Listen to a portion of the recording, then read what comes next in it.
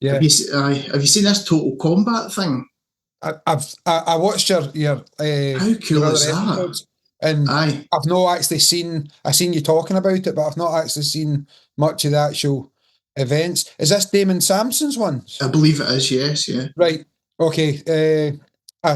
When I say I know Damon, I don't know Damon, but I know of Damon, and I did know his dad, Right, who okay. recently passed away. Actually, Lee was So on. Lee, I've heard the Lee was name, yeah. on my podcast at the That's time. that's how I know the name. Aye. Yep.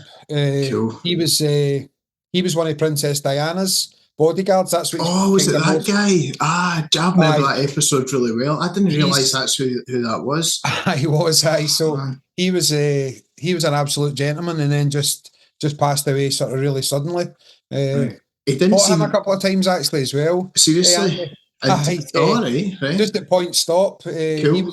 He was teaching his kickboxing classes and stuff, which I think Damon and his mum might have taken over. Again, sincere apologies if I'm wrecking this, but just one of those fighters that beat me very convincingly, but never hurt me once. Right, and could have done, your own way, just really controlled point stop kickboxer. How cool is that though? Somebody who has the potential and could take it up a notch, but also has the control to stop themselves kind of following through on shots and stuff. And see, the thing is, if you are able to do that, a lot of the time people follow through in shots because they don't have the ability not to. And that's what you're saying there. But he was just so cool. Even on the podcast, I always remember meeting him at different events. But even on the podcast, when he came on, now you get those people that they just kind of make you feel really good about yourself, just even over a screen. Yeah, he was just a fantastic guy. An absolute class guy. Yeah. The name does ring a bell. I think even before I listened to the episode, were they TAJB guys by any chance? No, they weren't. They were karate, and then they went into teaching kickboxing. So what Damon done was, and this is us jumping right into Taekwondo already. Damon went through I can't remember off the top of my head what the WTF at the time, they had a sort of intro program where, if truth be told, I think the talent was a bit sort of thin on the ground. So they put out trials for ITF-style, AIMAA-style, kickboxing-styled fighters to go to Manchester and actually trial for the Olympic squad. So Damon went from kickboxing to do that. And then these guys were probably fast tracked to black belt because they had to be to compete at Olympic level. But again, they were all black belt, way over black belt standard. They were world champions in all their sports. Did Damon compete in the Olympics by any chance? No, he didn't. I'm trying to remember the. You'll find as we do this podcast that I'm absolutely terrible on names. I can't remember who got his weight category because it was only one fighter or two fighters, I think, max per category that they were actually went to the tournament. So I'm not too sure. A couple of that squad, but from the last two Olympics have actually been ITF-style fighters that jumped over on the WT as it is now. I'm still trying to get used to that as well, by the way. I've noticed that people, so that's a thing, it's just WT as opposed to WTF. They've taken the federation part out, or? Yeah. Right. Now, just for a quick giggle, the talk at the time was because WTF means something different. Nowadays, it's Texan and stuff or whatever, but that can't have influenced an organisation as big as that. I think it probably is something like that. Maybe. It's a bit like, do you remember back in the day when WWE wrestling was called WWF, but then the charity, so they changed when it was right. When it was the best wrestling. Exactly. That was the only period of time I watched it. Was way back in when it first started, kind of thing. But I couldn't tell you anything about WWE now. To be honest, it's just a distant memory. You know, I have tried to. I was looking for like something to watch other than like Marvel movies and stuff with my wee boy. Yeah, yeah. He's 13 now. And I was like, right, let's try and watch the wrestling. But he was like, no way, Dad. And then I've tried to watch it a couple of times and it's ridiculously bad.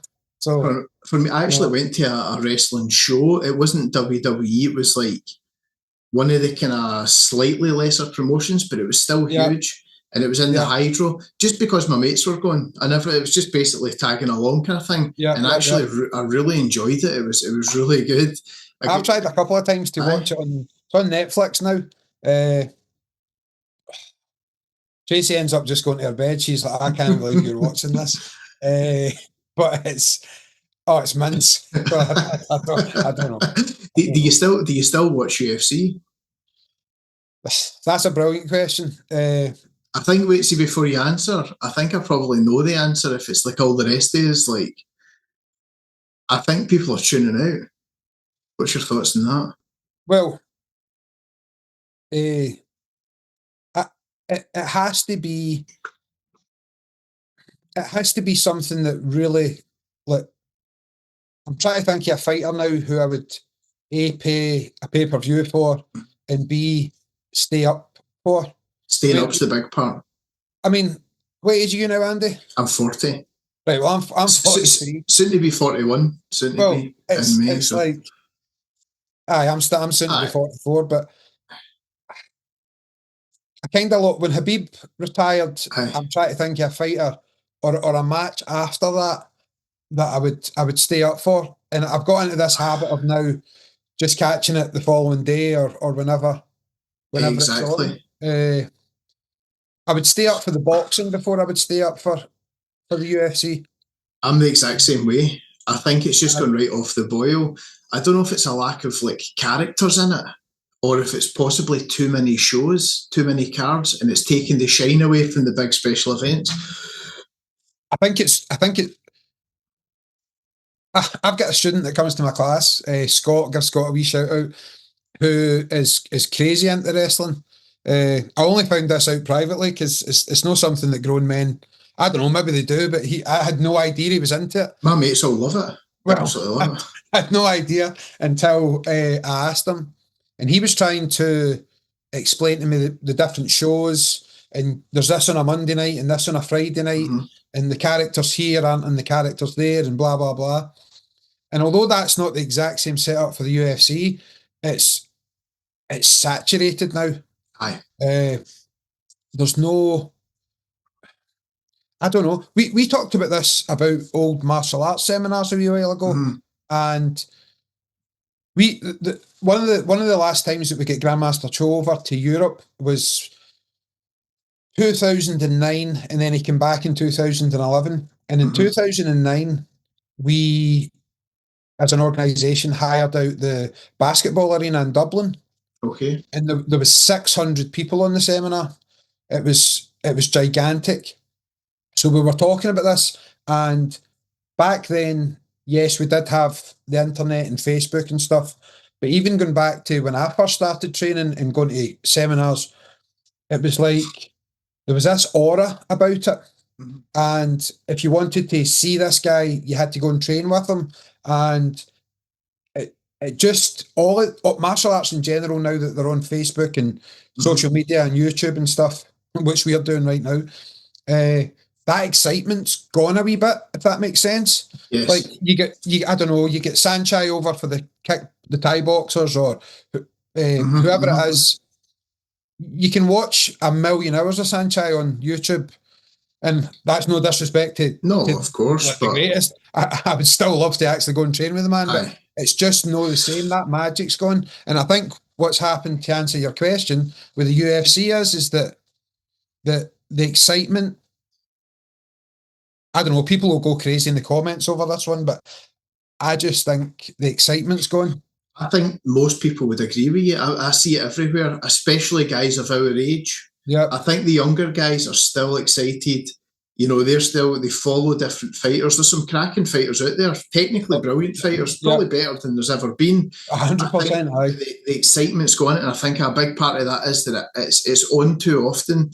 Yeah. And as you say, the fighters are all accessible. They've all got their own YouTube channels. They've all got their own Instagram, which is great in a sense, but you're making a good point there. I think once you're familiar with something, it loses its mystique. Would be probably the best way to put it. I know it has for me anyway. Like, I struggle to actually sit and watch a full show now. Yep. As I say, with that seminar, I mentioned that seminar because it's probably the biggest capacity event I've ever sort of trained on. But having 600 people there back in 2009, I mean, you were looking at the instructors telling students about it, or here's a magazine that Grandmaster Cho was in the cover of, and that excitement was there. There's a similar thing I think's happened. I made a wee short reel about this as well. Remember, like, martial arts magazines back in the day? They were so good. It was like you ran it was always John Menzies or W.H. Smith. You got, like, whatever you were buying, you took it home, and it was like you could not wait to flick through it, see what was happening at tournaments and stuff, read about all the films that were coming out, all different things like that. But see, nowadays, like, everything's online and it's just so accessible. And it's lost a bit of something. We used to get, I used to stand in the shop and read them and then take them up the road. So you were a wee bit more polite than I was. But I did that as well. Aye. So you had Combat, you had Martial Arts Illustrated. Yeah. There was another one, Taekwondo and Korean Martial Arts was one. I do remember that. Yep. And then I think if you went into Glasgow, you got black belt. I ended up starting. You had to go a bit further to get black belt, Mike. That's right. I ended up ordering that so it get posted to the house. But I mean, try to think there was something special about then. And again, I think people laugh at you now just because I'm starting to sound like my dad type thing, and just like, back in the day with John Menzies and CDs. You bought a CD. It was special, but it was. See, like, getting Randy Couture on the front of Black Belt magazine, and then you'd read, and you'd see maybe 10 pictures of drills he was doing, and I'd go away and practice mad stuff like that off of 10 photographs. Now you can watch 10,000 hours of. Like, I mean, maybe some of the younger ones listening to this will not even know who Randy Couture was, but it's it was a special time. I think you had to use your imagination, and that's what I think's lacking nowadays. Everything's laid out bare. You know, jiu-jitsu instructionals, you used to get the sequential, as you say, like 10 different photographs to learn a rear naked choke. Now you can see a rear naked choke on TikTok, on Instagram, and it's in your face 24/7. And it's just, I don't know. I mean, but maybe that is just rose-tinted glasses. Maybe it's nostalgia for a time that'll never exist again, kind of thing. These guys that were, if you said to me, right, give me your two best mixed martial artists or favourites, I would say Khabib and I would say BJ Penn. Now, right. So going back to guys like, BJ Penn technically was an absolute genius. He was a genius. The guys nowadays are, again, this is going to sound ridiculous, and I think people will be like, who's this guy you've got on your podcast? Or maybe you'll agree that they're all of such a standard that it becomes homogenized. Exactly.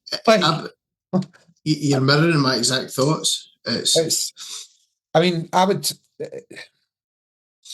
and again, maybe it's because of that style thing now, where you can go to a mixed martial arts gym, and that bit about what's the best and all the rest of it, that's all gone now. But and do you know what really annoyed me since we're here? The sponsored shorts and stuff.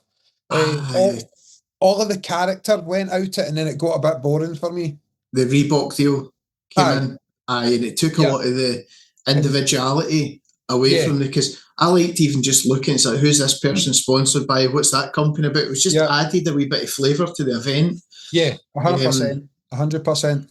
But I think you've touched on something there with the standard being so high that people are coming into the octagon and they're very, very evenly matched. It's so tight. The fights almost, they cancel each other out. Whereas I felt like I sometimes, like, I laugh at myself. I sometimes watch like crazy things on YouTube, like street beefs. I don't know if you've heard of that before. No, but I can read between the lines. I'll send you some links, right? And it's Yep. like, it's basically like this organisation that a guy set up like at his back garden, and he's got like a makeshift octagon, and it'll be like a 50-year-old IT engineer versus like a 20.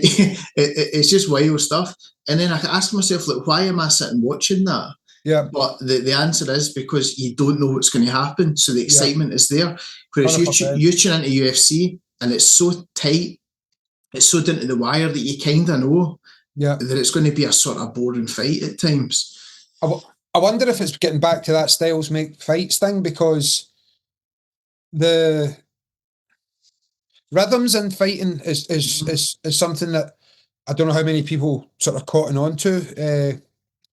When you had two different styles, even if you have two different schools of kickboxers that are coming to like one of the amateur tournaments that we would have went to, or whatever, the rhythms and the combinations that are getting taught, maybe again using that homogenized word. So it wasn't like, I'm trying to think of like a Sean Sherk versus BJ Penn fight. That one always sticks in my mind, and they were doing the same stuff but in a completely different style on a completely different rhythm, if that makes sense. Yes. The left jab, right cross, left hook, leg kick, and then it just comes back the exact same way, as if the two fighters are cancelling each other out. Exactly. I think. So then you're relying on someone like a Khabib coming along who was exceptional at one skill again, and just nullifying everything that everybody else was doing. I think they say that about Khabib because they say he was exceptional at one skill, but he was exceptional at a whole broad range of skills. Keep in mind that he actually rocked corner with a punch. One of my finest. I stayed up for that one. But because he's wrestling and his trips and his throws and his ability to bind somebody's legs on the ground, because that was so strong, you overlook the rest of his game. But he was a fairly complete fighter. Yeah. And I think that the guys like, I know we've spoken about this recently, but guys like Michael Venom Page, they bring some flair to the octagon. They bring something different again, because their style is so out there. Yeah, for sure. And I like to see things like that. See, just what you're saying there again, going back a couple of sort of decades, I guess now, but getting back to BJ Penn, like his jiu-jitsu was, you'll know better than I will, because you're obviously way more experienced in BJJ than I don't have any BJJ experience, but like he hardly ever used it. Like, and you're thinking like that was maybe the opposite. He ended up being a fantastic boxer as well. Yes. And then you're thinking, you're not, I think the point I'm trying to make there is that you never got to see just how good he was on the ground, even though everybody knew it, because he liked punching the head off people. Whereas maybe you just didn't get to see the skills that Khabib had because of what he was able to do. I mean, the way he tied legs up and stuff was just incredible. And it was something that I think people hadn't really seen it to that extent before. Yeah. He does this thing where he shelves underneath the legs and he scoops the legs with his top leg and then he triangles them. Yeah. So he's now, they call it the smash or the smash. Right. And he's now controlling your hips and he's able to unload with punches and the upper body because he's got no fear of losing that grip or losing his stability. Yeah. So good at pinching with his knees and keeping the person kind of trapped in there.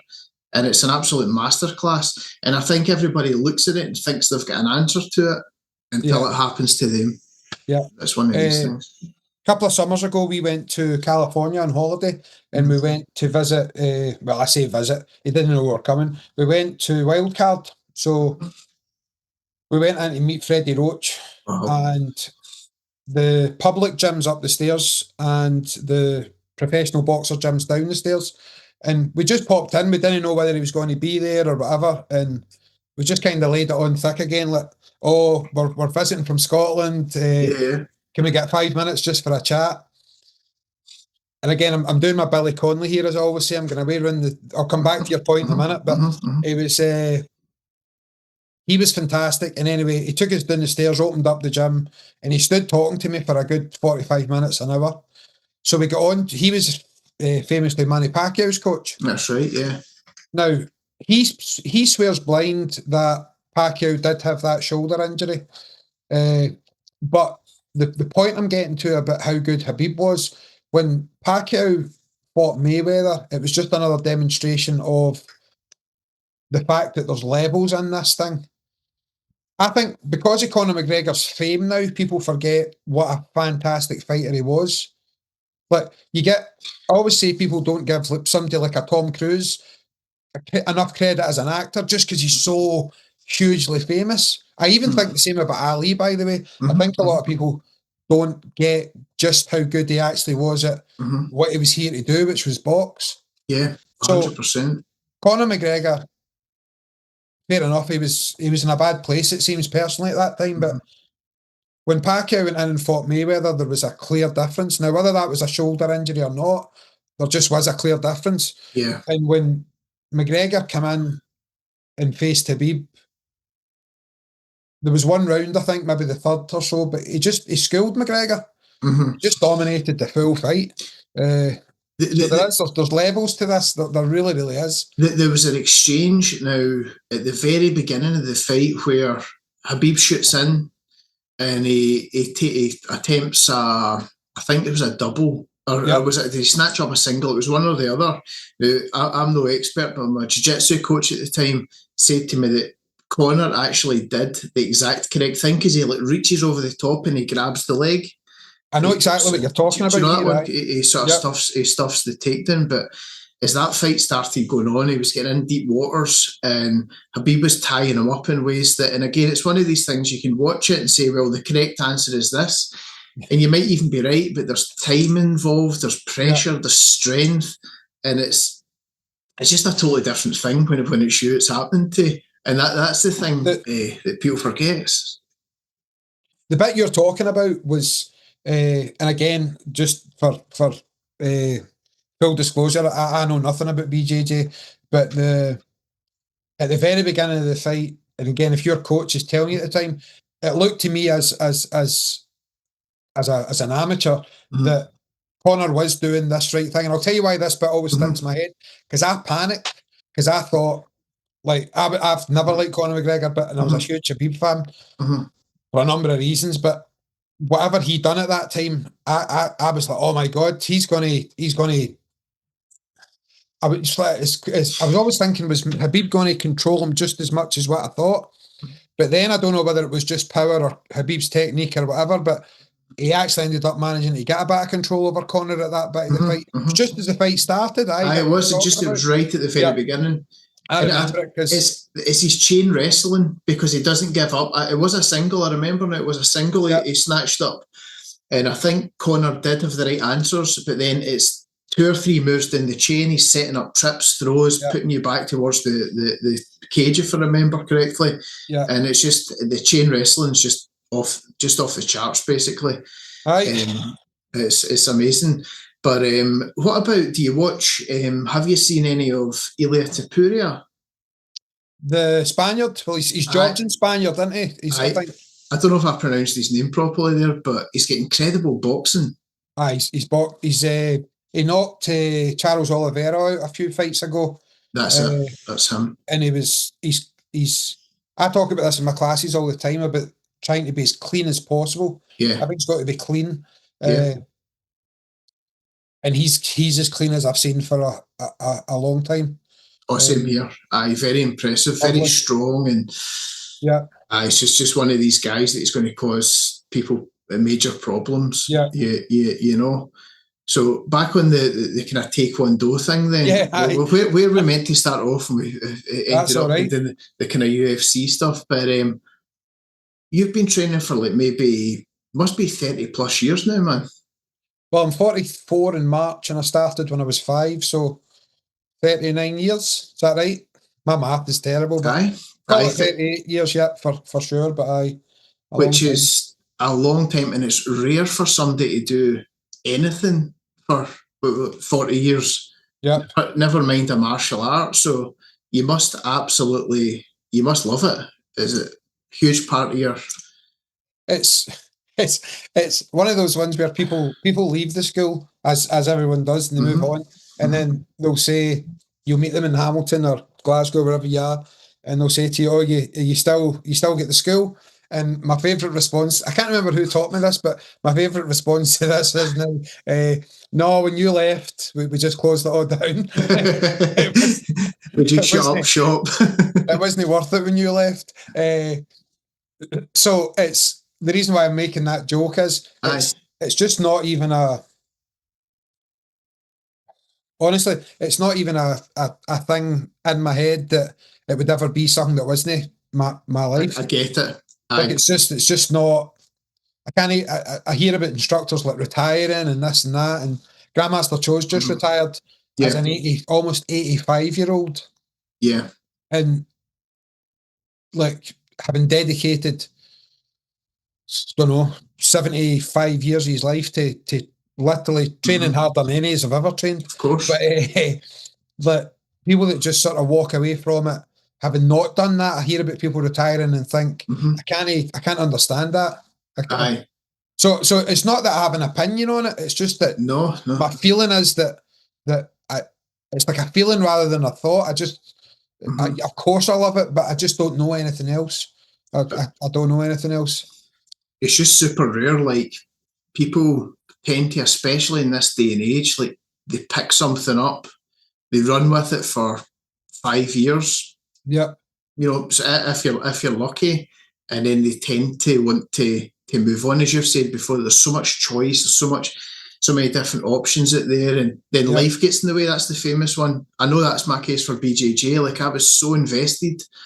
I was training, I think just after the pandemic, or maybe during it a wee bit, to be honest. I started training myself and my wife got our garage kitted out with like mats and stuff. Brilliant. And we started following like the Gracie program and stuff online. Oh, right, cool. Brilliant. And it was really cool. And I trained previous to that as well with Chris Fisher, was training in Stevie's place as well. Found higher level and really just fell in love with it. And I was up there 2, 3, 4 days a week sometimes training BJJ. Yeah.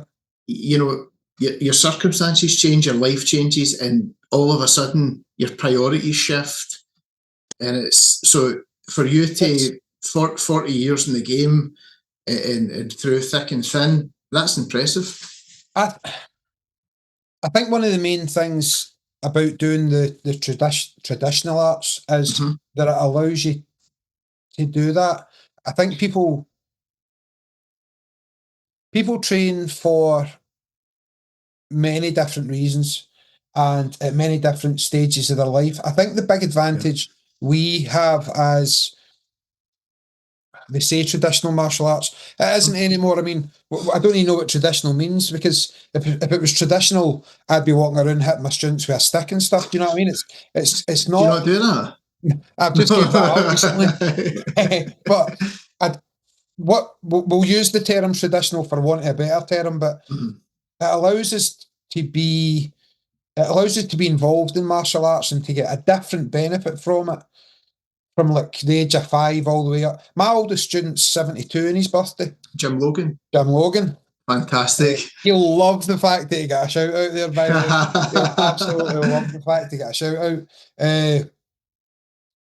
Now, I've got teenagers in my class who want to smash the pads and they want to spar and they want to do this and do that and jump and spin and all the rest of it.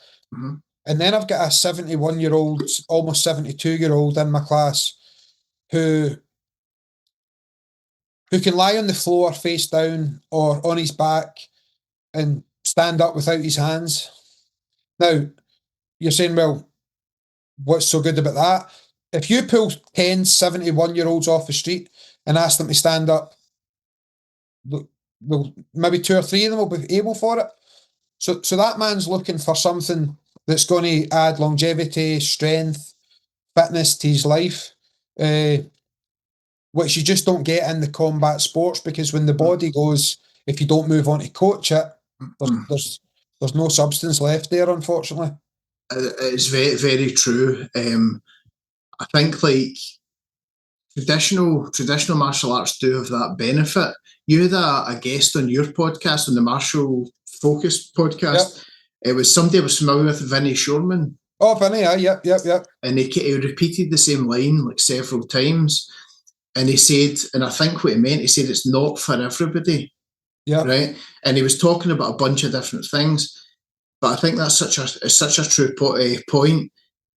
You go through different stages in your life. Yeah. And combat sports and jiu-jitsu and getting your neck all twisted out of shape is great when you're in your 20s. Yeah. It's all right when you're in your 30s, but you're waking up sore. But in your 70s, that's a different thing. And you need to have a room full of training partners that understand age, and it's difficult to stay on the mat. Yeah. Whereas just traditional martial arts, well, number one, they can be done anywhere.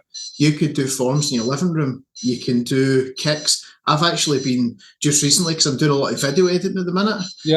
I'll stand up, I'll set a timer. You can actually hear it going off at the minute. Yeah. I was wondering what that was there. I was checking my phone and seeing my watch and stuff. But it's a wee timer. And what I've started doing just recently is I've started getting up and holding onto the back of this chair. Yeah. And I'll pop out a side kick and just hold it.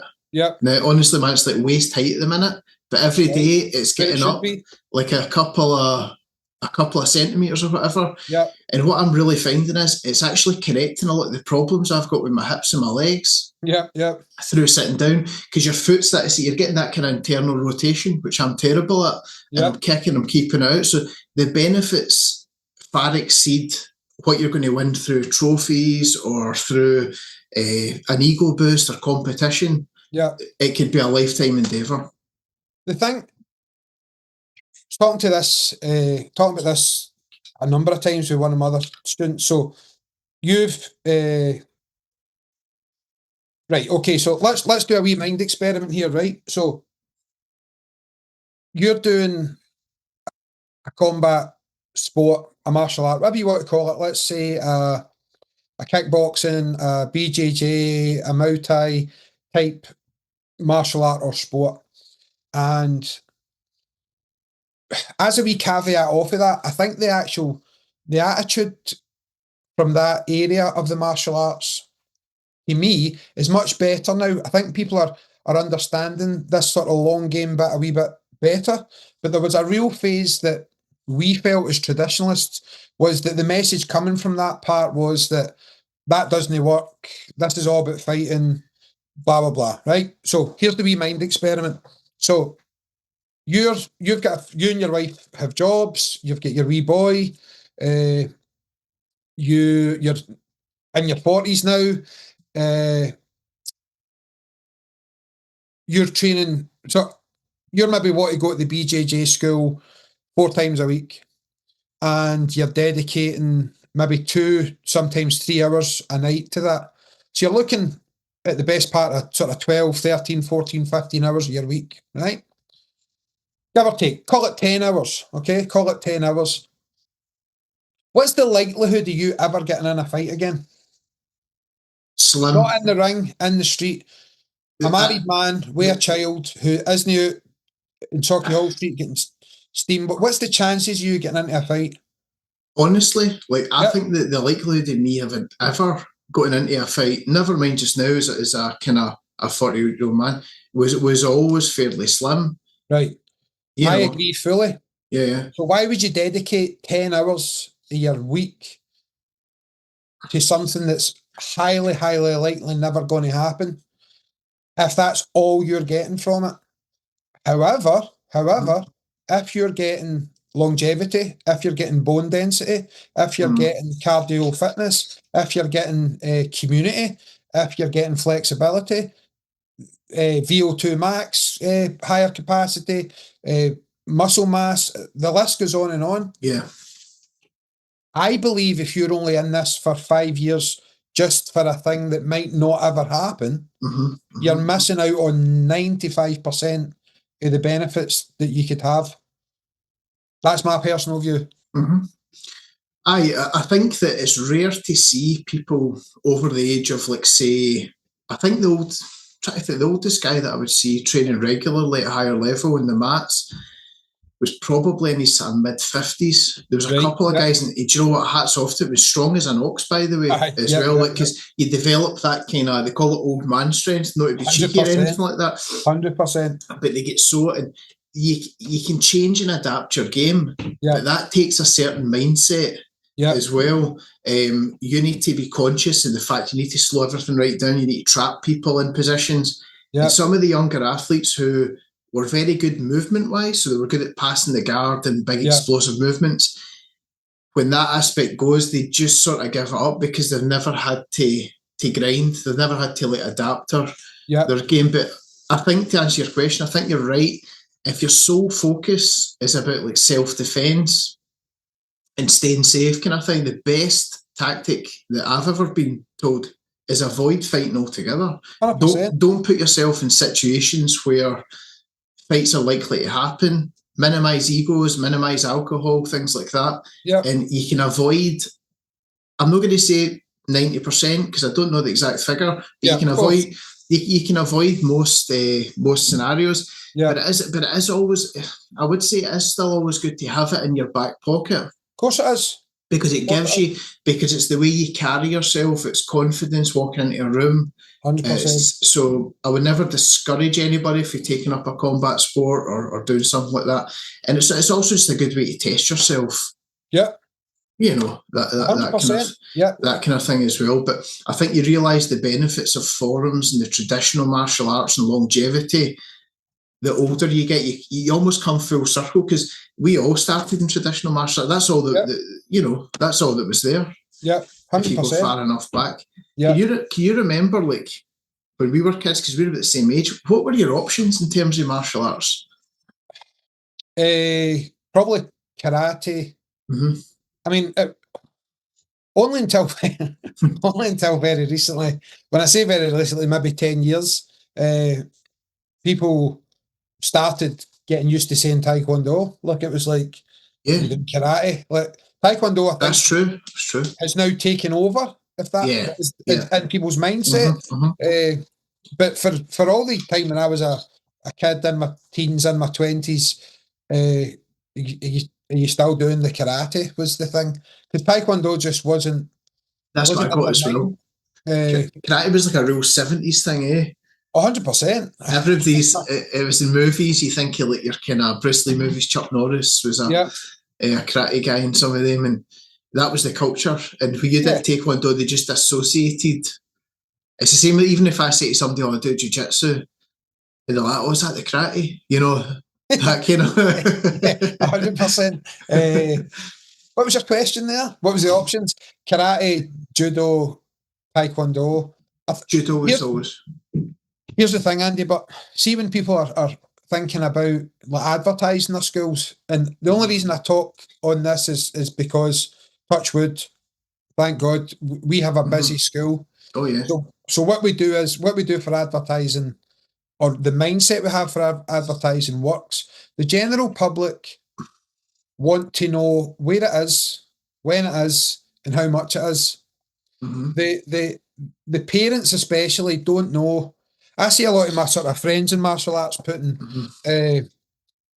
themselves in the leaflet, doing a flying side kick or whatever, and then there might be an advert with a couple of kids standing smiling, and the parent will look at those two flyers, and if the one with the jumping flying side kick's 5 miles down the road and this one's 1 mile down the road, then that's the one they'll take their kids to a lot of the time. So getting back to your point, when I started, I don't think my mum and dad even knew that it was Taekwondo. The options weren't even important because it was just guys in their jammies shouting and screaming and punching and I think my dad took me originally, and at no point would he have went in and said, "Is this Taekwondo or is this karate?" I think he just would have thought, "This is a martial art. I'm going to get my boy into it." Exactly.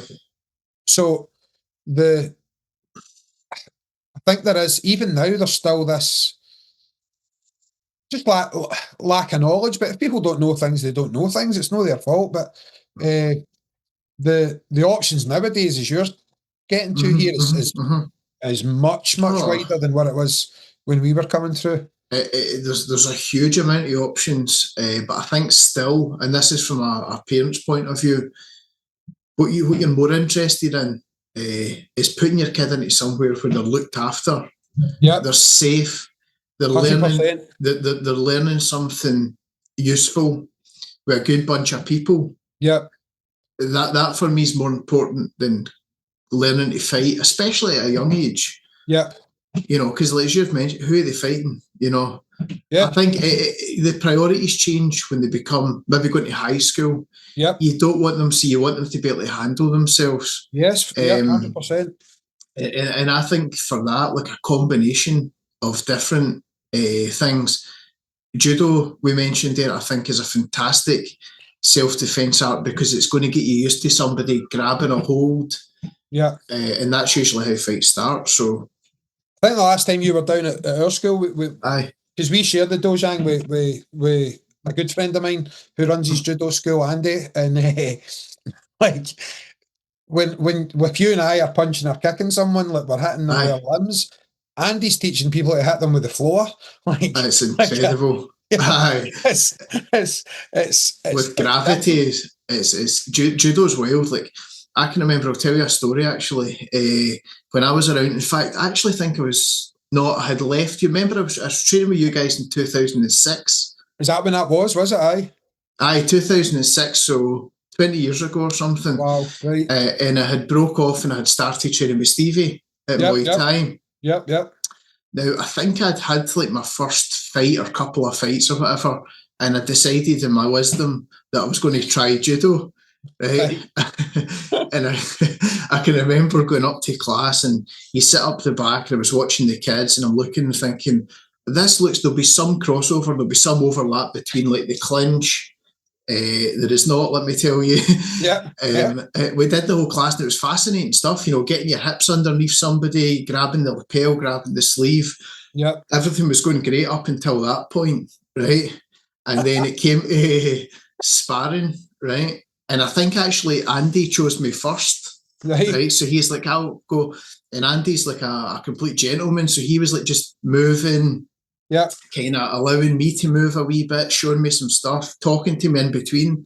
And he was doing this. And then I think the very next person I was partnered up with was his dad, Neil. And I'm thinking Neil must have been like late 50s at the time. But a year ago he would have been, aye. He's well in his 70s now, Neil, and built like an ox. His hands are like this. If anybody's watching the video, obviously, his hands are like this, aye. And accurate, so I was moving around. I kind of knew to keep my guard in and things like that for Muay Thai. And I sort of like punched my grip and my hand came up and it caught him in the jaw kind of thing, right?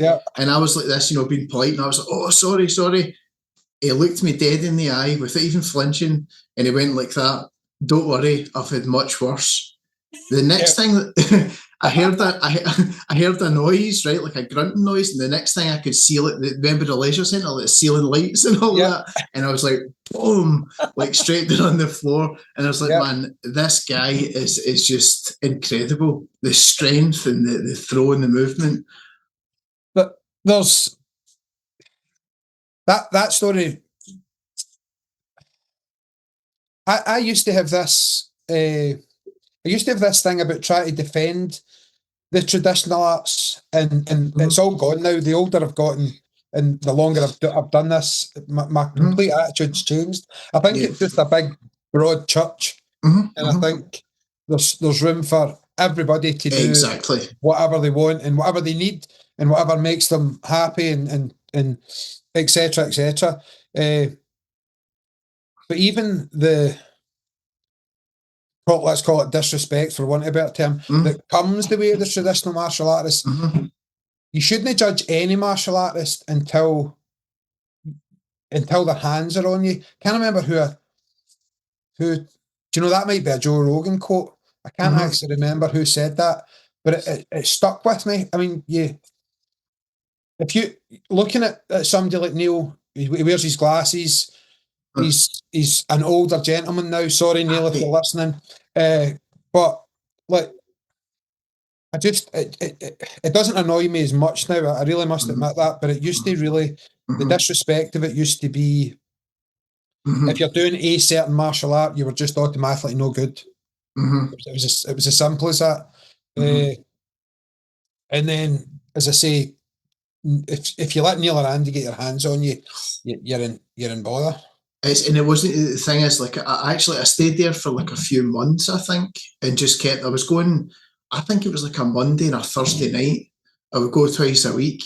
Yeah. And they're students as well, and some of them are pretty new as well. Yeah. And I can remember they were a club who focused quite a lot on the groundwork as well. Yeah. They call it Newaza Randori. Right, yeah. So the stand-up Randori, for what I can remember, and the ground stuff is Newaza Randori. Yeah. And some of those guys, thinking back, now that I know a wee bit more about ground grappling and stuff, yeah, they were actually very good technicians. Yeah. And they could exert a lot of pressure from a lot of different spots. And they were teaching things like, I'm sure, like thinking back to the class, I'm sure they were teaching things like omoplata shoulder locks, Kimuras for sure. Yeah, definitely. Cross collar, what we would know as a cross collar choke, and a bunch of different strangleholds. So those guys are technically proficient on the feet and on the floor.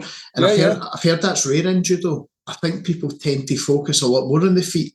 Well, it's a brilliant point you've raised. I was thinking about this today, actually, when I was driving home, about our own Taekwondo school. I've focused.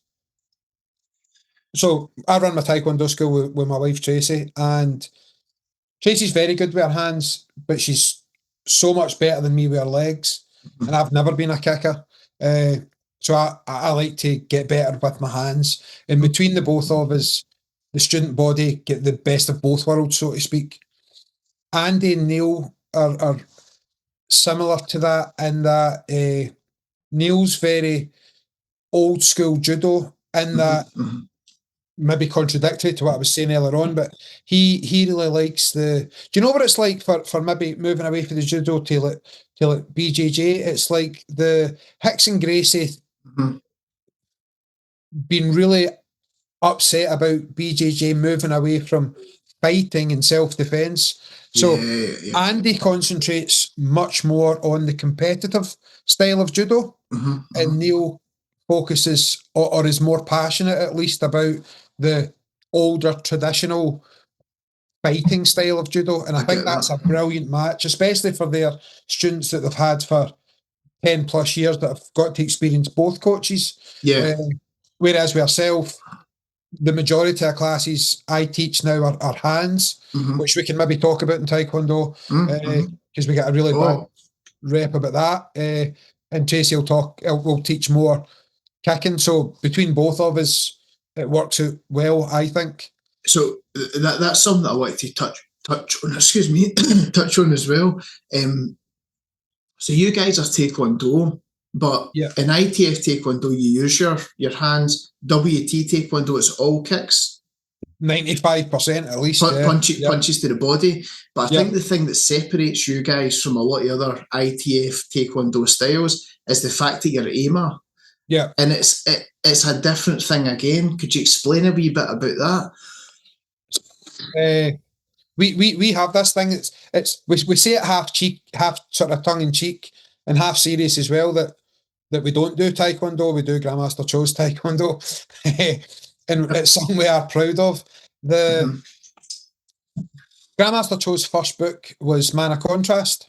Yeah. And again, this is the wee bit where we get really sort of proud of our heritage here, because the Superman punch that George St. Pierre was famous for, that's in Man of Contrast, which was released in 1972, 73. So Grandmaster Cho was teaching that back then. He came over to the States and very quickly realised that Taekwondo hands weren't holding up. It was as simple as that. Now, more of the other associations might fight that point, but unfortunately the fact remains that the hands that are taught in WT Taekwondo or ITF Taekwondo simply don't hold up. Yeah. That's a fact. So what Grandmaster Cho done was try his best to fully incorporate boxing techniques and add that to Taekwondo kicking techniques.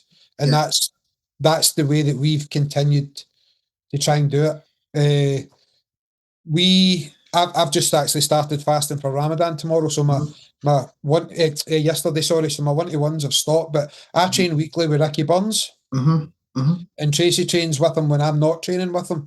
So even for someone like her, world champion, European champion, all the titles that she's won, she'll kick the lampshades, but her punching is now exceptional because she trains with a 3-time world boxing champion. Yeah. It's this arrogance of all the martial arts is something that I'm trying to get away from, and it's something that Grandmaster Cho's been getting away from since the 70s. Okay, we can spin and back kick you into next year, but if you're on top of us, then the hands aren't working. So what we got to do about that? Yeah. Well, we're going to go and learn boxing, and we're going to incorporate that. And I think it's super advantageous for everybody that's involved. I think with us that we can punch, we can hold pads properly, we can do this and do that. I think his philosophies, they've really laid the groundwork for something special, because I know that you've added your own flair to the style as well, and I'll don't know if I would use the word flair, but yeah. I'll give you an example. That when I was training with you guys maybe 2 or 3 weeks ago now, maybe a bit longer. Yep. Ago, I was holding pads for a young guy, and I forget his name, and he was blasting in Muay Thai kicks, as good as I've ever seen anybody throw them, and I'm holding pads, so I've automatically assumed that he does a bit of Thai boxing plus Taekwondo. Yeah. But I was curious at the end, I said to him, "Oh, where do you train Muay Thai?" And he's like, "I never have, I've always done Taekwondo." Yeah. And it kind of blew my mind, because I'm like, this guy's definitely did some Muay Thai. Yeah. But it's because you guys are open-minded enough to branch out, cross-train. The Bruce Lee thing, take what works, and incorporate it, but without Grandmaster Cho's teachings a way back when he decided to be open-minded. Yeah. That never happens, because it becomes a dogma, and it becomes like every other ITF branch that stick to the original teachings. You hear these stories about the Korean masters or the Chinese masters or the Japanese masters, and how they had certain ways of doing things, and it sounds a bit far-fetched, but Grandmaster Cho was really, really looked down on because his incorporation of weight training, boxing in the 70s, Andy, that was like 50 odd years ago now. Yeah. The thing on that, but I'm trying to remember, it was someone else that was on my own podcast, maybe been Gavin Mulholland or Steve Rowe or somebody, but they were talking about well, you're saying they're like a Muay Thai kick, and anybody that's watching this or listening will really understand and appreciate what you mean by that. Yeah. But you push back slightly on that, and this isn't because we're talking, this is just what I think overall. What's a karate front kick and what's a Taekwondo front kick? Yeah. And what's a Muay Thai teep versus a karate or Taekwondo push kick or a left jab? Is that a boxing jab, or is it a Taekwondo jab, or is it a Muay Thai jab, or is it a Krav Maga jab, or whatever it is? My attitude's always been that okay, let's say you came to the class and you said, I like the way you're throwing that roundhouse kick, but what about if you done this? I do this when people come to train with me all the time. I've got a good friend, Malky White, who's trains in the ITF, and he came up a few months ago. He comes up sometimes to train in the Friday night black belt class, and he was teaching that the spinning back kick, but with the toes down, the sort of jumping. That's the way I learned. That's the way I learned it, with the toes pointing down. Yeah, lovely. Now he came to train with me. He ended up finishing my black belt class for me, but because the way he was doing it was super. So I stepped out of class and said, go teach my guys how to do that. Yeah. Now it's the same as if you're in and you've got a particular way of throwing a leg kick that you've picked up in Thai boxing, and you say, do you know, let me show you that, work away. Yeah. I don't see that a lot. I definitely don't see it in Taekwondo because it's general choice way or no way, or we're ITF and that's what we do. But the core of the traditional stuff's in the patterns and in the forums, and then that will never change. So whatever way that Grandmaster Cho's laid them out for us is how I do them. Yeah. But he encourages us to then branch out as much as we possibly can. Yeah. So, and it shows, it really does show with your students. I mean, I'm pleased to hear that. I'm trying to think. I'll maybe go back and look because I'm always videoing the classes and stuff and see. But yeah, I don't think any of my juniors have done Thai boxing, but they've probably picked up the way of throwing that kick. The wee guy was adamant he'd only ever done Taekwondo. I think his name, it could have been called Ewan. Does that ring a bell? No. No, I'm maybe getting the name wrong, but with a beautiful, pivoting on the lead leg, turning right up through the kick and tons of power, connecting with the shin as opposed to the foot. Yeah, we do a lot of that. And, completely blasting through the pad. And I thought, this guy, because I'm thinking back to 2006 when I was still doing Taekwondo for a brief period of time. And it was still very much, chamber. No, but was it? I still think it was very much kind of chamber and kick like a traditional turning kick. Maybe it was starting to come in. I think for the low kicks, you guys were starting to turn across them, now that I remember rightly. But it's came a long way since then, so it's cool stuff. The thing is that and again, this is where the Taekwondoist in me, don't you know if that's a word? Is it a word, a Taekwondoist? It's now. It is now. It's on the internet. But I am exceptionally proud of Taekwondo. I've spent... see, just when you said that, I was thinking, way back at the beginning of the podcast, you were saying it's a long time. Like, the only thing that I've done in my life longer than that is be someone's child. Like, there's nothing else. Like, it's not married, it's not having monkeys. That's the longest I've ever done anything. But there's low kicks in all the patterns. There's elbows.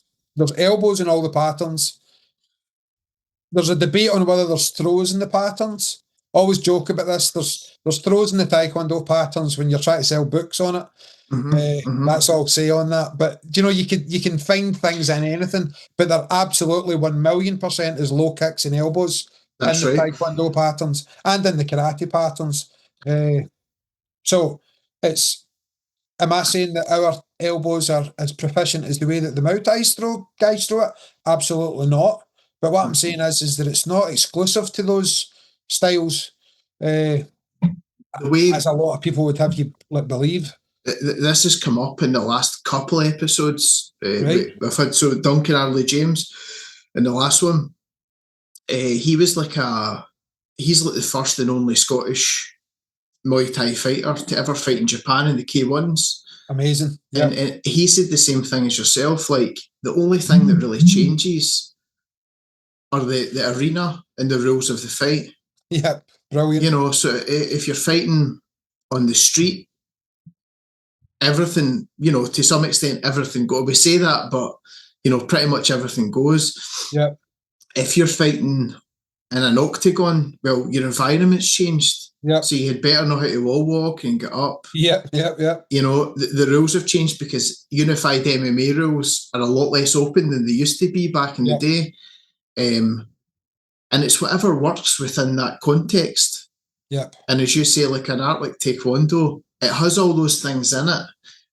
But it's like, when would you get a chance to realistically spar, for example, with elbows? Whereas in Muay Thai, because that's part of the rule set, that's what you do. So well, what we do at our school is we have two types of sparring. We have sparring, and then we have tournament sparring. Yeah. So sparring as a concept was there hundreds of years before there was tournaments the way we would know them. Yeah. And not in Taekwondo, obviously, because that only really came about in the 1950s, which causes a bit of debate as well. But maybe that's for podcast 2. But we have sparring where we'll allow anything. Yeah. Because sparring really should be an opportunity to test your techniques under pressure. Yeah. From an opponent. Yeah. And depending on what level of intensity you're sparring at, if it's touch sparring, maybe you're a wee bit more confident to try the new spin kick you've learned or double things up or whatever.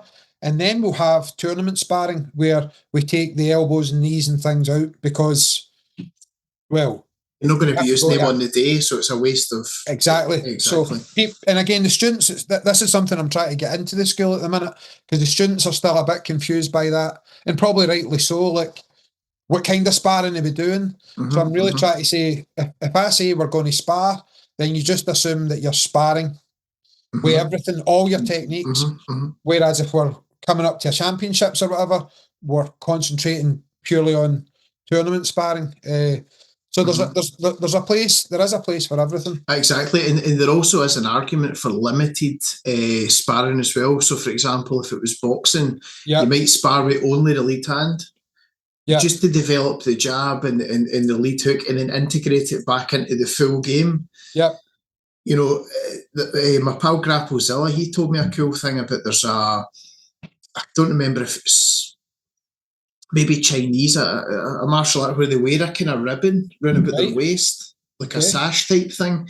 And they've got to lock up at the beginning. So the two wrestlers, they begin by locking their hands in position, and then it's go time. And they're not allowed to take their hands. It's a wee bit like Scottish backhold wrestling. They're not allowed to break their grip. And they've got to throw the other person or trip them from that position. And it isolates that particular throwing technique. So you're getting loads and loads and loads of reps. It's just loading someone up and taking them over. So when these guys cross over to like regular wrestling or MMA, that one aspect of their game's so sharp. You know? I mean, that's quite cool. That's again, I'm only speaking for our own school, but I think it is. Well, again, I'm saying I think it is. I don't know if it is, but we'll often do partner one's hands, partner two's only legs. You can only use your front hand. You can only use your back hand. Sometimes we'll do a lot of you're not allowed to hit the body. So even we use that drill to try and get people round to this idea of rules, because another problem that we're currently trying to fix at the school is we're not a tournament-based school. Like, to be really clear on that, we do particularly well at tournaments, but we definitely don't focus on it.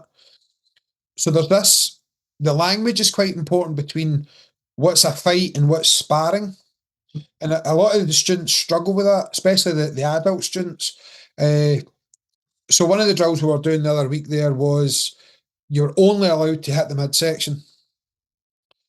Yet a lot of people were still guarding with their hands quite high. And the point I was trying to make there was, right, so I stopped around and I'm saying, right, what's the rules of this game?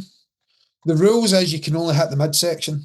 Now, we're in a class where everybody's friendly and you can really trust everyone. So the likelihood of somebody deliberately smashing you in the head is really quite low here. But the rule set there is you can only guard your body. So why would you can only strike the body, sorry. So why would you be guarding your head? Does that make sense? You fight to the rules of the... That's the point I'm trying to encourage with the students now, that it isn't having a fight, it's having a spar within that rule set, because full contact's the same. You can't get them unless you're Tyson, bite somebody's ear off just because it's full contact. There's rules at every single level, from grassroots amateur all the way up to world title Muay Thai boxing, and people have to be able to accommodate and work to those. Exactly. There's a really cool saying, like, quote, and I'm going to mess this up because my memory is terrible, but it's a guy called Chris Houter. He's a BJJ black belt. He's one of the original Hicks and Gracie black belts, so he's been around forever. And his quote goes something along the lines of, think street, train sport, and practice the martial art. Brilliant. So in your mind, although this is like a game of sparring, say it's in BJJ, you're rolling with somebody. Right. You should always, where are their hands and where are their head at all times? although they're not allowed to strike you with their hands or their head, you're always thinking, if I was on the street and I was stuck underneath somebody and I've got them in my guard, I'm controlling that person with my guard, with my hips, and also redirecting them with my hands and being wary of their head.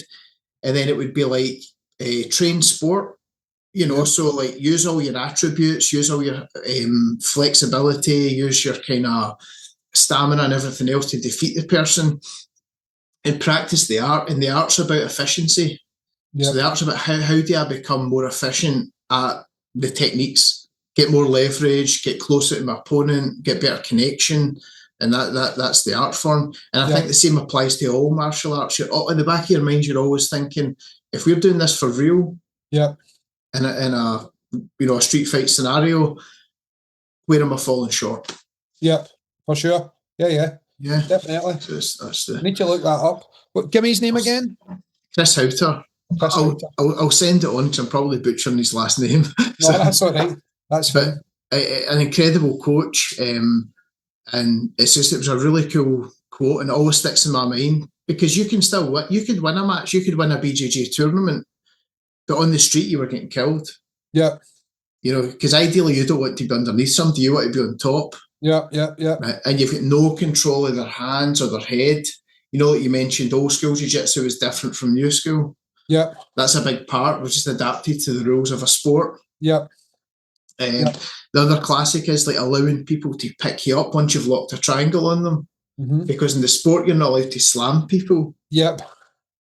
It's forbidden. But what's going to happen if you lock a triangle on somebody in an MMA match? You've seen it a million times.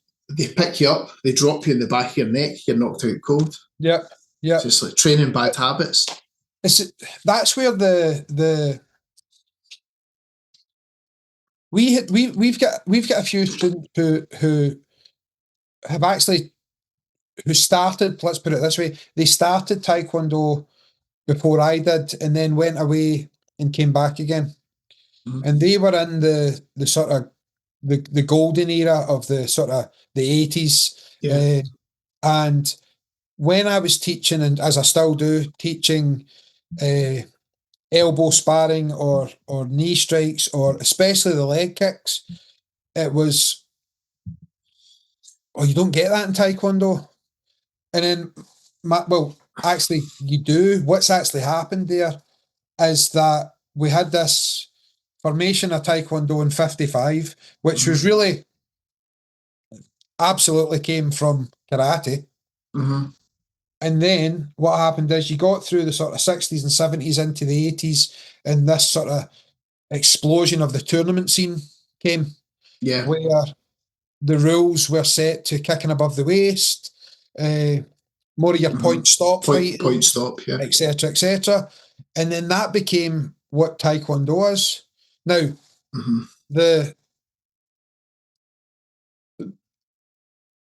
Again, I'm going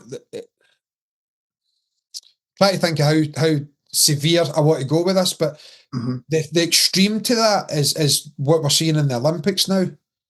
So again, this is going to be the second time I quote Joe Rogan tonight. But I still do listen to Rogan, but some of the stuff's getting a bit weird now. But anyway, one of the things he always talks about as a multi-times Taekwondo champion is that there's no hands, as we've talked about tonight, right? There isn't any hands in what you've learned, and there isn't any hands in what is in your WTF rule set, but there absolutely is hands. There's more hand techniques in the Taekwondo patterns or forums than what there is kicks.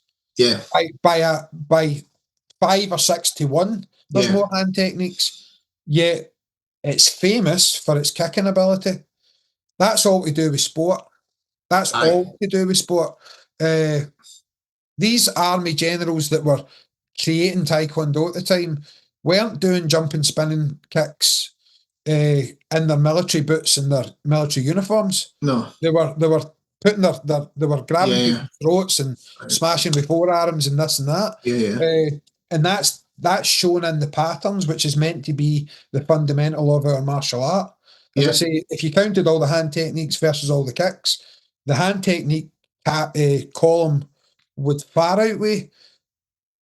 But as we've moved through this sport, and again, we touched on it earlier about someone like Hicks and Gracie saying, no, jiu-jitsu should be about defending oneself and be able to Valley Judo, free fighting. Like fighting, right? Yeah. Whereas these rules are changing all the time in these jiu-jitsu tournaments, and the it's the martial art, the art part, and the wide variety of skills is getting diluted to maybe 4 or 5 or 6 tournament-based techniques that score heavily. Or, I mean, look at the WTF guys, right? They score 4 points, I think, in the Olympics for a head kick or a jumping kick. Okay, fantastic for when it comes off and all the rest of it. But I sit and watch that and think, why don't you just go up and smash him in the face with a right cross? Like, it doesn't score as well under the... No, it doesn't. But would it also be illegal to do that in terms of excessive contact, possibly? Yeah, the point I'm trying to make is that back in 1955, when all of these Korean generals were making the killing art, they weren't thinking about that. Even Grandmaster Cho talks about learning front kick, side kick, roundhouse kick. That was it. Yeah. And then getting them locked in for years and years of their training. And then only as things started to grow and they needed to, General Choi especially, needed to promote his art, did they start doing flying side kicks over motorbikes and all this silly stuff. Fantastic for human ability. Don't get me wrong here, but the art, all of the arts are diluted now because of sport. So people are saying, "Oh, that's not Taekwondo." It gets my back up because it is Taekwondo. It's just not sport Taekwondo. Exactly, which you're used to.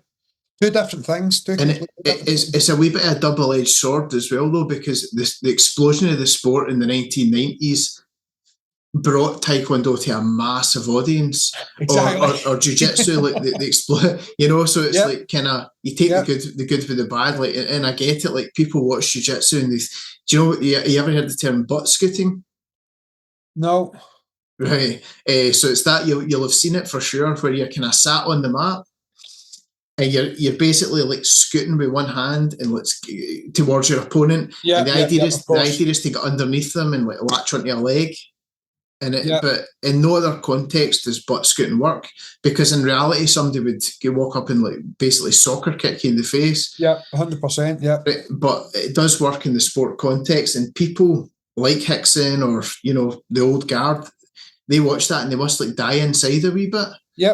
But at the same time, the sport has brought so many people into the art form, so it's a real double-edged sword. It's a tricky one.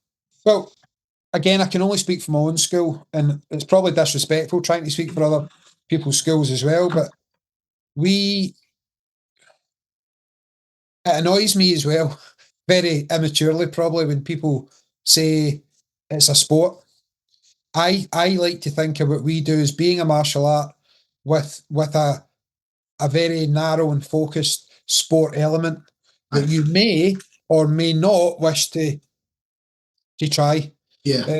We don't force tournaments on anyone. No. We also don't force the sparring on everyone. Again, that causes a bit of debate sometimes. But if that confidence of performing in front of people, performing under pressure, if I've got a child that wants to go and experience a big tournament and just do their pattern and maybe breaking, they don't want to get hit.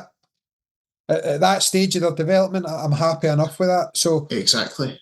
But if you go to a WT school, you're walking into a sporting environment.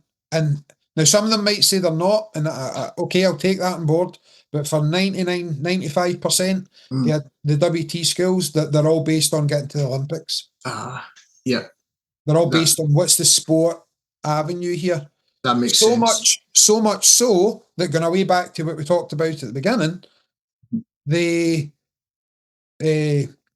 really wish I could remember what it was sporting chance, maybe something like that, or fighting chance, or something where they were advertising in all the big magazines at the time.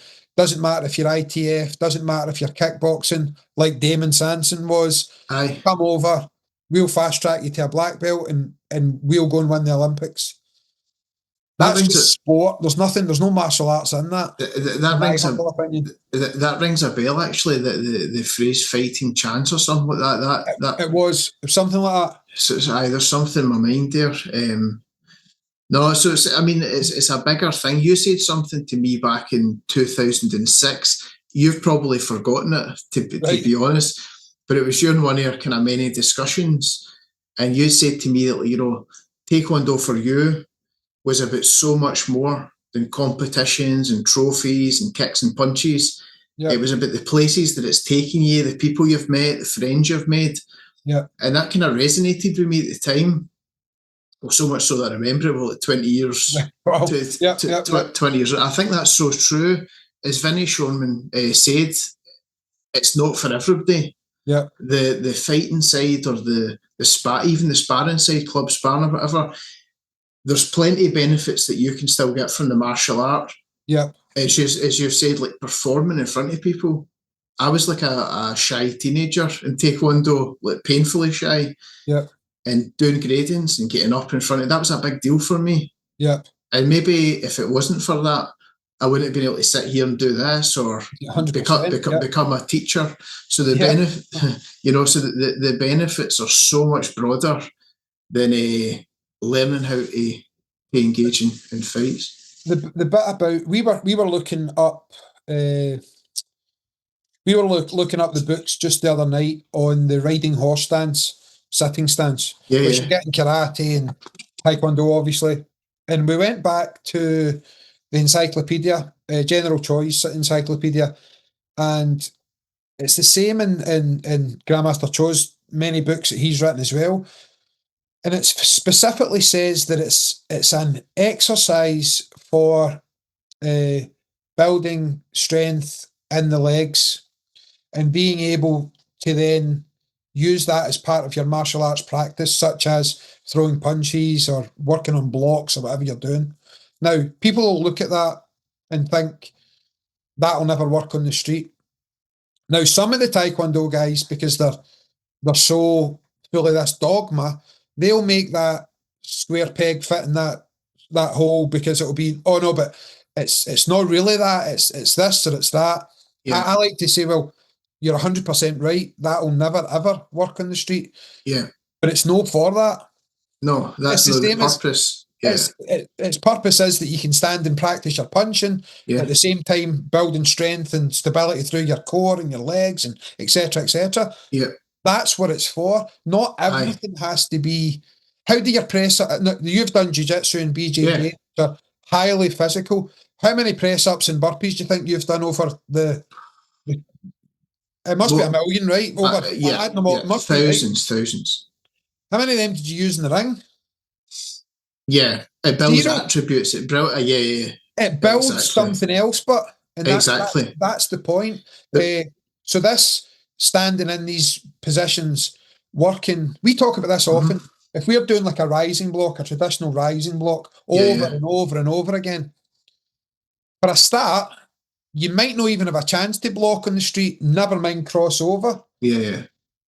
But what it's teaching you is it's teaching you torque, and it's building up muscle memory, and it's building up stability through the muscles that are there for the flinch response. They're transferable to what's going to happen. Yeah. So we have to get away from this. That everything has to be directly applicable to being attacked on the street, because it's no designed for that. Those 10,000 press ups that you've done in your Muay Thai career,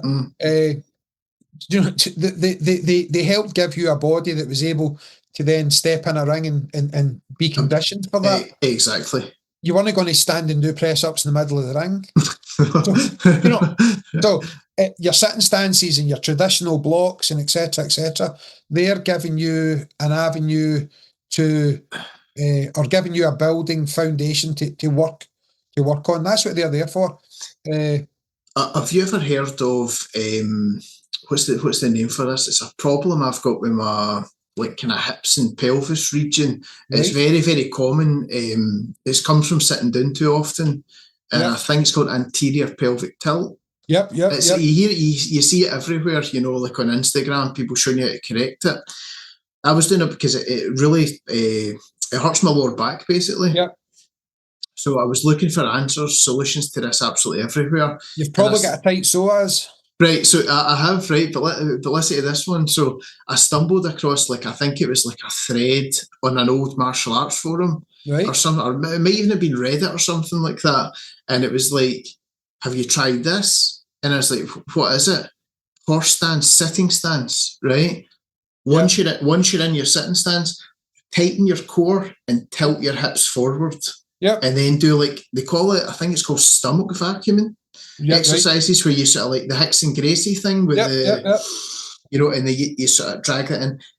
So for like a few days, like standing in that horse stance, practicing it maybe like, I don't know, 2 or 3 minutes a day, just what a difference, because it's helping that psoas muscles, those psoas muscles relax and just loosen everything off and locking your core into position and all that as well. Yeah. So the benefits are, Look, this is kind of way back full circle again, which we've done a couple of times, command and contrast.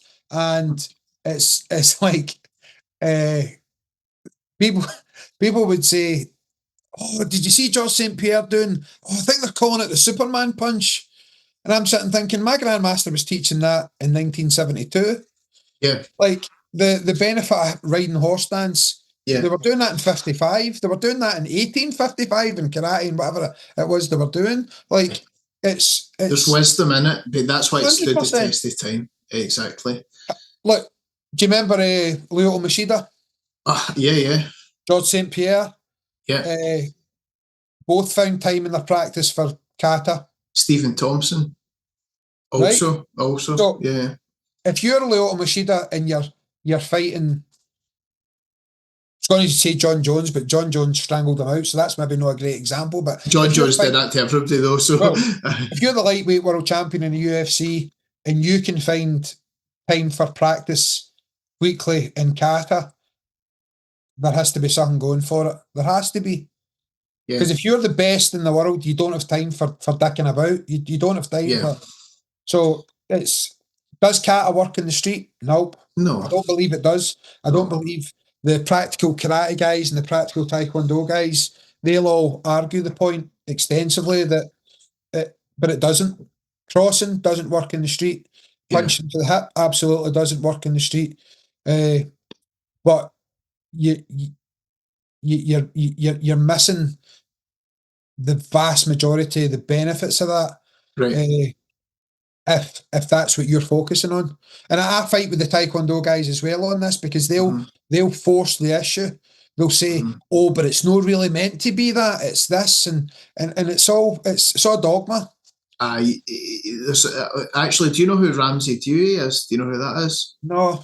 He's a YouTube guy he's got like a gym out in China, I think Shanghai or something. Now and I don't know what you think about this, so I'll send you the video because he explains it much better than I can. He claims that the blocks in karate and taekwondo and such like in the forums, they're actually grappling maneuvers, like the small circle jiu-jitsu type stuff. Right. That's what he puts forward an argument. I don't know if he's right or wrong or anything like that, but it's just another take on, what they could be. It's like looking at something, you could assign any meaning that you want to anything. Do you know what they are as well? Now send me that and I'll have a look at that. Aye. Do you know what they are? They're really good fun. Exactly. And what's wrong with that? 100%. I've went full circle on this. Like people say this thing about head kicks. You go onto YouTube and you'll find a million videos of people getting KO'd in the street with a lovely head kick. But the spinning kicks and the jumping and the first, you see these wushu practitioners and young women and the flexibility and the strength and the axe kicks they're doing and you go into the comments and the first thing you've got is, that'll no work in the street. And I'm, do you know, honestly, I'm like chucking my phone or I'm smashing my laptop, because in the truest sense, it's pure ignorance to what someone's watching. And it also might be a touch of jealousy as well. Well, I mean, aye, there can be that, but doing your patterns, learning how to jump and spin and kick the pads, and what's wrong with it? Sometimes just being about enjoying using your body in that way. 100%. I don't think where I am now in life, and that's what I think it's, why not? Why not? Why not? I was actually thinking about this today, like, 'cause I teach kids, and obviously you coach and teach kids in your Taekwondo school. Yeah. And funnily enough, it's the second part of the name of your podcast, Focus. Yeah. Right? And you probably know where I'm going to go with this. I find nowadays kids they're less and less focused, and they struggle to focus on any boring task. Yeah. So when everything's all singing and all dancing and it's fun, it's a group activity and there's movement, they're all in. But whenever you need to sit down for a wee while, or stand in the one spot, or listen to the teacher, listen to the instructor, I think I could be again looking at things through rose-tinted glasses, but I think we probably had slightly better focus than... There's an argument for that, for sure. Right? And I put that down to things like martial arts. Let's see, for example, you're talking about standing in horse stance. Yeah. I remember standing for like minutes at a time. Yeah. And just waiting there. You know, John Kavanagh, McGregor's coach, talks about this because he did karate before he did BJJ. Yeah. And he says what it gave him was a focus, because you were stood there, and I can remember if you spoke or you had a laugh with your pal, it was like push-ups, sometimes on your knuckles. Yep. And I'm not saying that's right. You know, we've maybe moved away from that side of things. But there was something... We've moved away from how we police that. But the core benefit remains. The core benefit in things like developing concentration, that benefit is there for eternity. I mean, you're in education, you're an actual teacher. You're like a real teacher. The methods that we get to bring kids to that point have changed, because, as I said, going back 100 years in a martial arts class, like, these guys were walking about with sticks and straighten that leg and all that sort of stuff.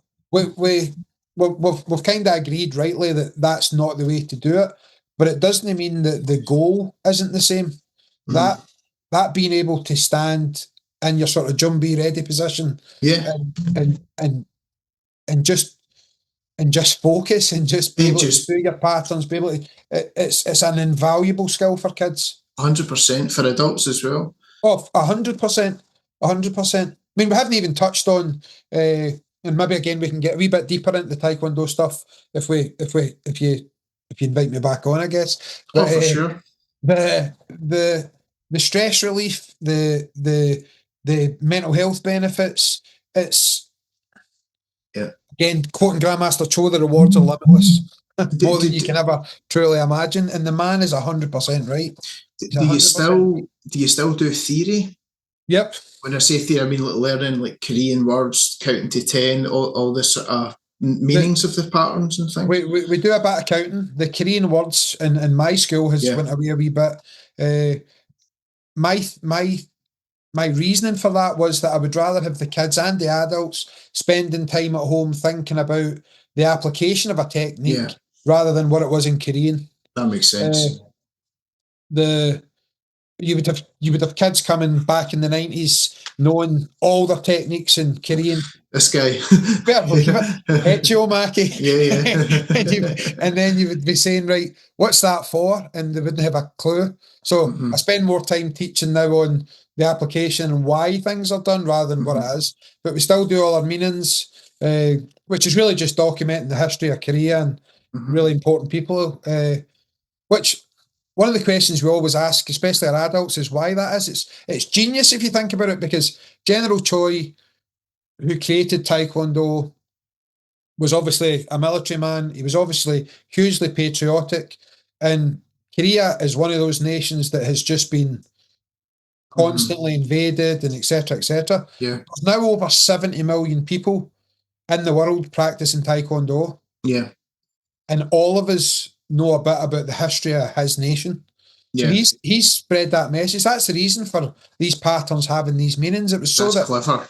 It's very clever. Aye, I mean, you've got you and I standing in Hamilton talking about a Korean patriot from 400 years ago, and it's all around the world now. So that's why we do that. But again, that's just all about engaging the kids and the adults and using their mind and different benefits that isn't just punching and kicking all the time. My take on it is, if you can learn something, you can learn everything. 100%. So like, see for me, like I'm thinking back to like primary school age. You couldn't get me to do my homework if you paid me or bribed me with sweets. Like I would pretend I've done it and just put it back in the bag. But I would sit every single night in a stretched position studying the handbook. Yep. And I knew it inside out. I would take like a coaster or a card or whatever, and I would cover the word in Korean, read it in English, and then do it vice versa. So I attribute that to me being able to actually sit down, focus, and learn something, which again is, especially in this day and age with iPads and with like, social media and all that, it's an invaluable skill. We get the teenagers we have, and this isn't even relating to what sort of further education they do or what career they want to do, just about being good kids. I would happily send any of the teenagers out to represent me in the school, knowing that, and it's not just all about them being frightened to do anything wrong. It's about just being themselves, being happy, confident, able to speak to people, able to look them in the eye, shake their hand properly. And we talk about this about the high school as well, about more and more people are asked to read publicly, stand up in the eye, and all of these skills are all coming from what they're learning in the martial arts school. And no matter whether it could be a dojang or a dojo or a gym or wherever it is, but it's, I think, and I'll stop babbling and let you go soon. That's all good. This focus on punching and kicking is exceptionally important. I don't want to leave the podcast today with people thinking I don't think that's important, but it's, do you know what it's like? And this has just came to me. It's like the finger pointing to the moon. Don't watch the finger, or you'll miss all the heavenly glory. It's exactly that.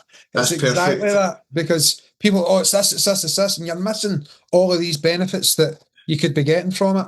Aye, we're so caught up in the minutiae that you miss the bigger picture. And as you've said, like the likelihood of one of us or somebody in your school, God forbid, but going in like a bad situation and getting into a fight is thankfully it's pretty slim.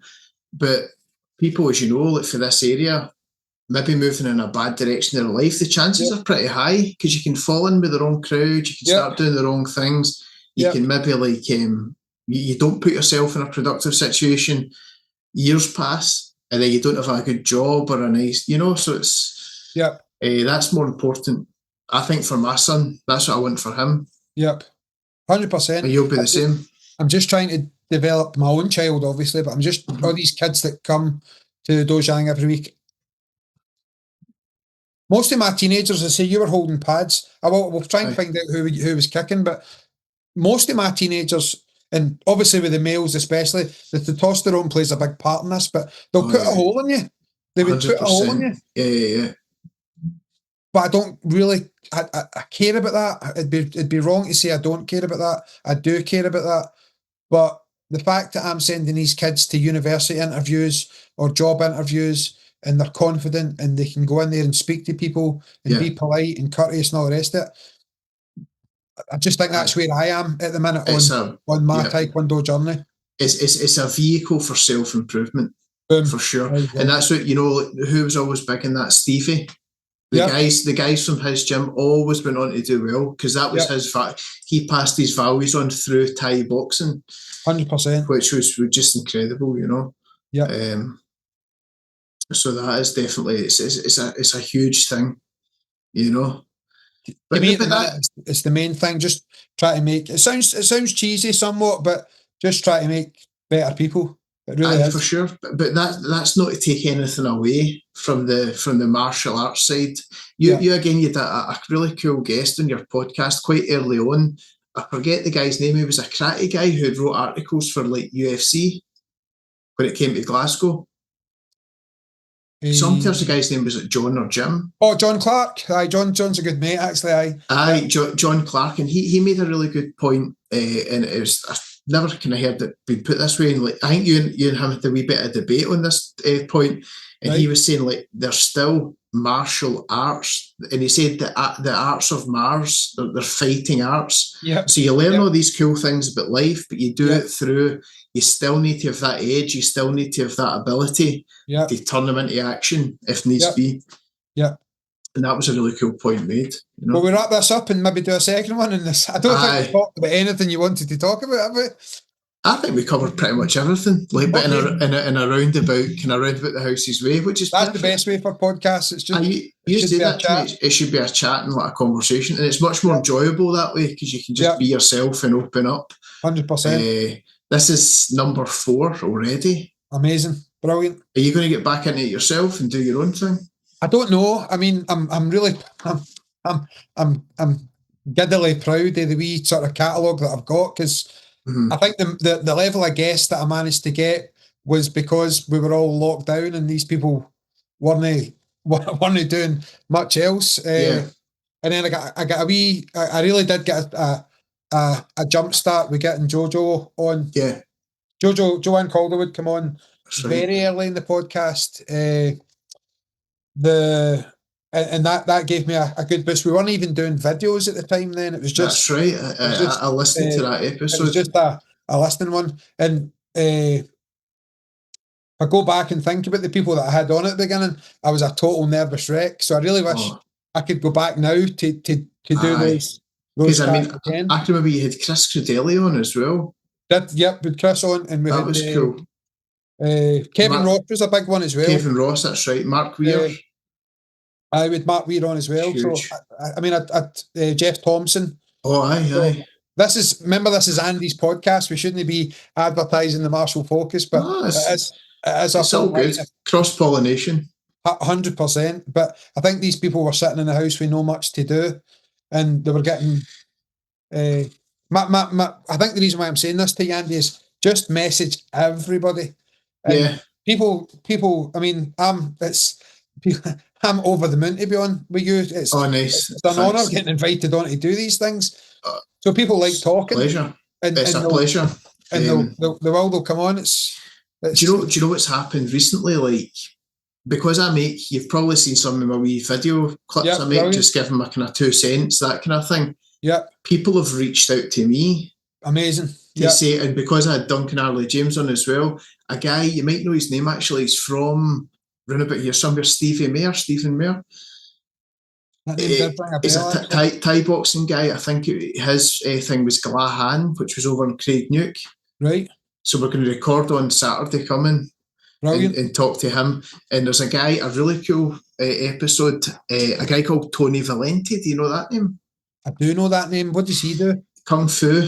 Right. And back in the day, he fought in like a couple of K1 events. That's probably where you know him. And he came in dressed as Bruce Lee in Game of Death. Okay. Right. He does like nunchucks and he like busts like bottles and stuff with his hands. Like a really interesting guy. Yeah. He's still doing it to this day, kind of thing. My biggest worry with some of the American guys, because I think he stays in Las Vegas, are they going to understand what I'm saying? I don't know. It's just about speaking like really, really slowly and I mean, I had a few Americans on. I mean, back when I started with when Kevin Ross was on, he was halfway through a trip, and so he came on. I think probably from like a hotel or something, and I was thinking, "What, this guy's doing it?" And he would sort of look off screen. And I'm thinking, he's looking at Gina Carano right now. Aye. That's Gina Carano's partner. Aye, that's right. No, I know that. Yeah. And I'm thinking, he's looking at Gina Carano right now, and he's on my podcast, and I'm sitting enamored. Do you know what I mean? It was mental. And she's coming back as well. She's making a return to against Ronda Rousey. Yeah. I think she's 43 years old or something. She is, aye. Yeah, maybe that's the event we should cover. Aye, but keep all this in the episode, because this is podcasting. I'll keep everything in. Just chatting. The whole lot. The only thing, people edit too much. Aye, exactly. No, for me, just the wee bit at the start, just getting comfortable, talking away. I'll maybe clip that, but maybe no. Maybe just keep it all in, just let it flow. Because that's how it should be. I think so. Right, Andy, let's do this again. But aye. Listen, thank you very much for coming on as well and stuff. Share it with all your students and stuff like that as well. Of course I will. It's weird being at this side, but it's weird answering the questions and stuff. I can imagine, I know what you're going through, but you're doing brilliant. Oh, cheers, man. And I'll try and, I know I keep saying Saturday mornings and stuff like that. I'm crazy busy at the minute. I've got so much on. I'll send you a wee link to it as well, or maybe even just send the video. Putting together a mini documentary on Marco Huas. Yeah. You remember the King of the Streets? Yeah. So I'm doing that for the MMA history, but it's been a real slog to get through it. So Grandmaster Ramirez, our technical director, learned his groundwork for Marco Huas. I know, because I put it in the last. We did one on. Who was that? Was it on the Gracies? Right. I think it was the Gracie Challenges or something like that. Yeah. And I mentioned Grandmaster Ramirez. Yeah. And that, it's Joey that's speaking, but I write the scripts and all that. Yeah. And I think the first one actually that I done was Bart Vale. You done that one? Sorry, it was Bart Vale, and I mentioned. I put you in it actually. Put in the martial focus. You did. You put a bit in there. That's brilliant. I know. I really enjoy working for those guys. It's a great wee insight into that world, and I'm learning 100%. So much, because those guys they're so MMA history is their thing, because they were at most of these events. So it's you're hearing about things firsthand. It's just incredible. Brilliant. So listen, man, thank you very much. That's amazing, Andy. Thank you. Perfect. Let's just hope I've hit record here. I hope so. It is saying it at the top of the screen. So anybody listening, it's two complete amateurs working out as we go through this, but on the job. The chat's good. I just hit stop and then hit end, and that's us. That's you, buddy, and it'll just go straight on your hard drive, I think. Cheers, man. Right, we'll catch up soon, right? Cheers, have a nice night, man. Bye-bye.